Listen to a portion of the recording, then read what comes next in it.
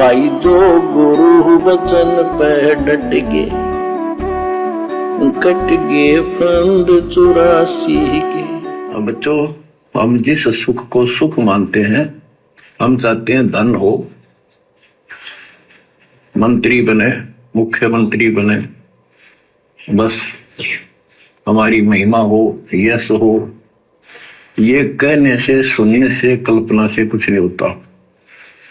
ये पिछले पूर्व जन्म के तप धर्म कर्मों से प्राप्ति होती है।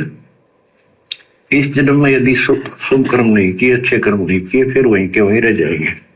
परमात्मा कहते हैं मात्र सोचने से, सौपन लेने से, विचार करने से कोई काम नहीं बनता। जैसा हम सोच रहे हैं उसको प्राप्त करने के लिए हमने सिर धड़ की बाजी लगानी पड़ती है। माता पिता की सोच होती है कि मेरा बच्चा डॉक्टर बने, इंजीनियर बने, लेकिन माता पिता के सोचने से वो बच्चा डॉक्टर नहीं बनेगा, इंजीनियर नहीं बनेगा। माता पिता ने बच्चे को संघर्ष करवाना पड़ेगा, वैसी ही रिहर्सल करवानी पड़ेगी, स्कूल में भेजना पड़ेगा, कोचिंग लगवानी पड़ेगी, अच्छी अच्छी जगह एडमिशन दिलवाने पड़ेंगे, उसके ऊपर लाखों रुपया खर्च करना पड़ेगा, उसकी देखभाल करनी पड़ेगी, तब जाकर वो बच्चा डॉक्टर बनता है, इंजीनियर बनता है, दो पैसे कमाने के लायक बनता है। इसी प्रकार हम भगत भाई बहन खाली सतलोक के सपने लेने मात्र से सतलोक में नहीं जाएंगे। जैसा गुरुदेव भगवान ने हमारे को रिहर्सल करने को भक्ति के नियम बताए हैं, जो क्रिया बताई है, सत्संग दिए हैं, तीनों समय की आरती दी है, सुमरण दिया है, हमने सारी चीजें निभानी पड़ेंगी।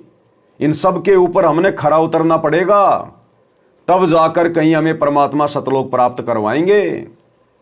खाली गुरु धारण कर लिया, हाथ में रक्षा सूत्र बांध लिया, गले में लॉकेट डाल लिया, कोई मिल जाए उसको सच्चाई बोल दिया और काम सारे उल्टे करते फिर रहे हैं जो पहले करते थे उपदेश लेने के बाद भी, तो फिर सतलोक नहीं मिलेगा। हमने वो क्रिया करनी पड़ेगी उसे प्राप्त करने के लिए। एक व्यक्ति बोला, भाई साहब मैं अमेरिका जाने की सोच रहा हूं, कितने पैसे लग जाएंगे?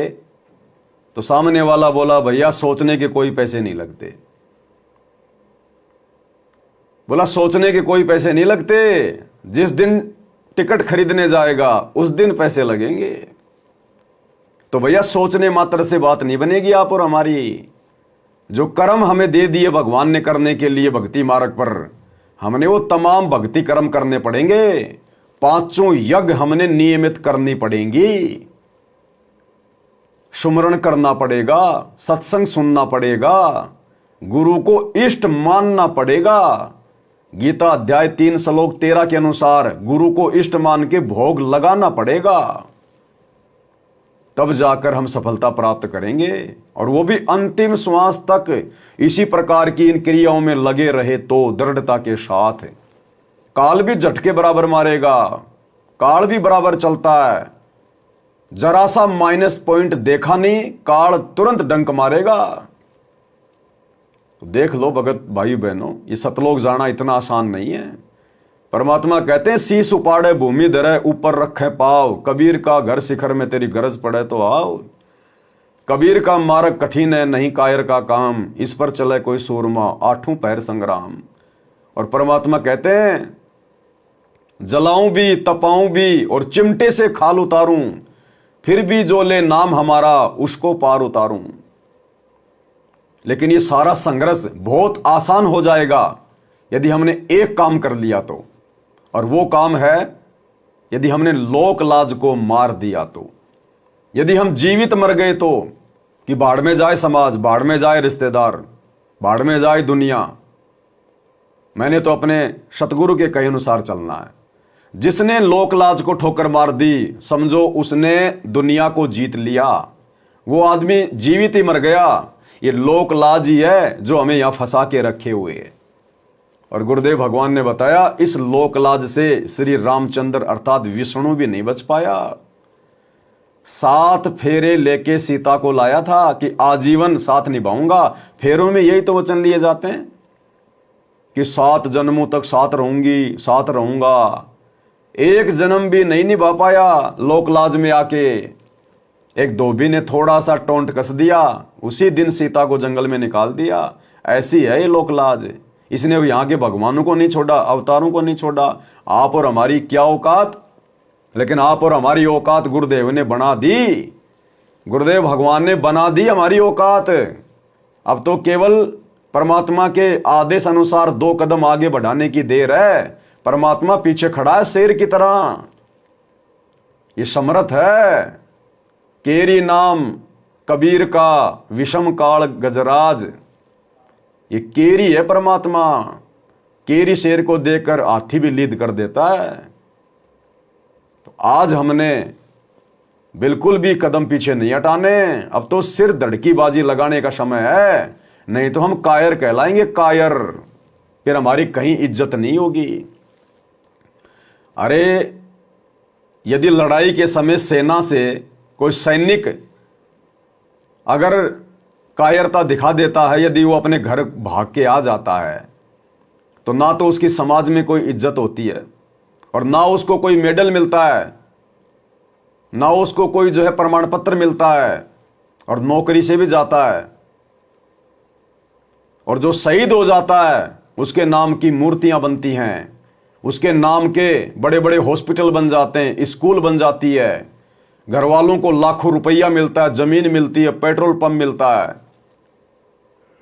और जब तक रहती है दुनिया तब तक उसका नाम रहता है, फलाना शहीद पेट्रोल पंप, फलाना शहीद के नाम से स्कूल।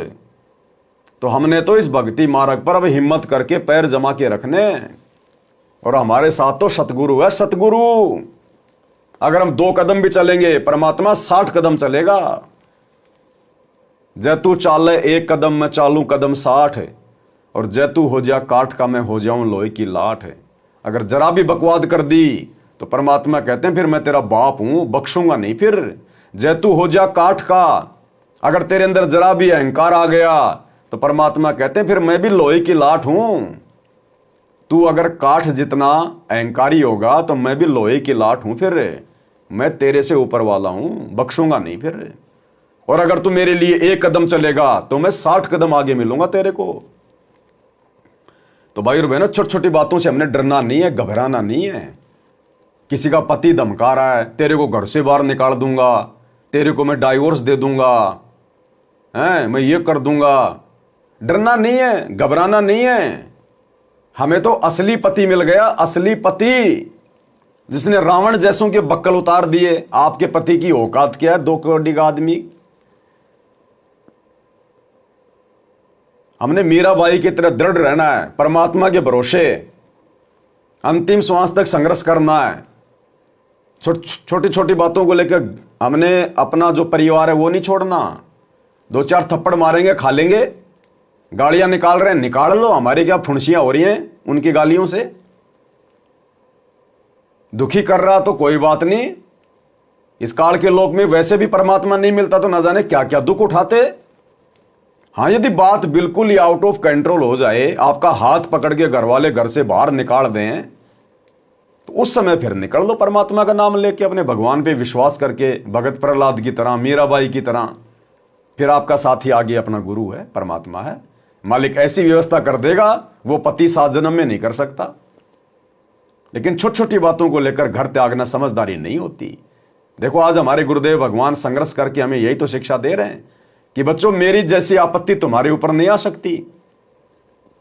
सन 1994 से परमात्मा ने कभी ठंडा पानी नहीं पिया, कभी सुख का सांस नहीं लिया। गुरुदेव भगवान ने सन 1994 से गांव गांव जाते थे, पाठ करते थे।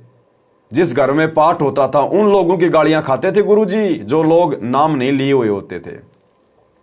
बाहर के गांव वाले लोग जब गुरुजी पाठ करते थे, सत्संग करते थे, पत्थर फेंका करते थे।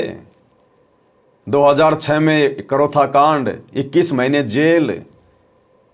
और जो भाई बहन जो गुरुजी के साथ जेल में थे वो बताते थे कि जो प्रशासन था रोहतक जेल में गुरुजी से झाड़ू निकलवाया करता था। रोहतक जेल में गुरुजी से झाड़ू निकलवाया करता था, और रिमांड के दौरान गुरुदेव के छाती के बाल तक उखाड़ लिए गए थे। फिर भी इस परमात्मा ने आप और हमारे लिए अपने दर्द की परवाह नहीं करी। आप और हमारे लिए परमात्मा ने दिन रात एक कर दिए। और वर्तमान में देख लो, 10.5 साल हो गई गुरुदेव को जेल में। 10.5 साल किसके लिए बैठे हैं? क्या उन्होंने यहां अपना कोई बिजनेस सेट करना है? क्या हमारे गुरुदेव ने कोई चुनाव लड़ना है जो अपने बोर्ड तैयार कर रहे हैं सिर्फ आप और हमारे लिए, क्योंकि वो हमारे पिता हैं। भाई और बहनों, परमार्थ के लिए अगर निस्वार्थ भाव से कोई इस कदर संघर्ष कर सकता है तो केवल भगवान है। यहां के अवतार ब्रह्मा विष्णु महेश भी नहीं कर पाए, ऊपर हाथ खड़े कर लिए उन्होंने अंत में इन दुनिया वालों से। लेकिन दुनिया वालों की मार गालियां खा खा के भी परमात्मा उन्हें संभाल रहा है, उन्हें शिक्षा दे रहा है, ज्ञान दे रहा है। मालिक को पता सब मेरे बेटा बेटी हैं।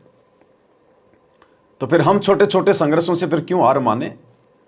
हम क्यों अपना घर छोड़कर जाएं छोटी छोटी बातों को लेकर? हमारा पिता हमें शिक्षाएं तो दे रहा है संघर्ष करके, हमने शिक्षाएं तो लेनी अपने बाप से, तो हमने भी संघर्ष करना है भाई और बहनों, तभी हम सफल होंगे। समर्थ है वो तो संघर्ष आने ना दे जीवन में, वो तो कोई समस्या आने ना दे, इतना सक्षम है। लेकिन थोड़ा बहुत जो हमारे सामने समस्या आती हैं, परमात्मा हमें उन समस्याओं में मजबूत करना चाहता है, हमें आगे भविष्य के लिए परमात्मा जो है दृढ़ करना चाहता है।